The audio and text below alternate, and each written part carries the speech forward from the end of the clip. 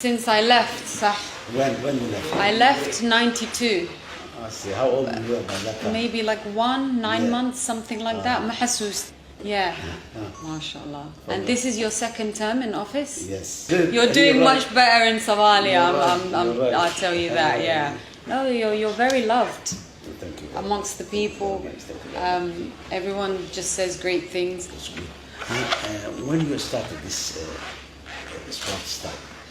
So I started when I was 12, and I think in 2016 I decided I wanted to compete for Somalia.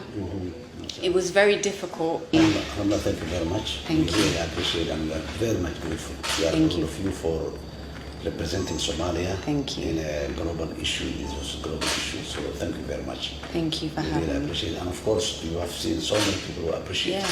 Oh no, You there's are- so much love here. Yeah, that's It's true. very overwhelming, but in a good way. And so yeah, it's been amazing. Wallahi, I wouldn't change it for the world. Take care of it. Thank you. Yeah. This is for you. Thank you. It's a symbolic gift and recognition.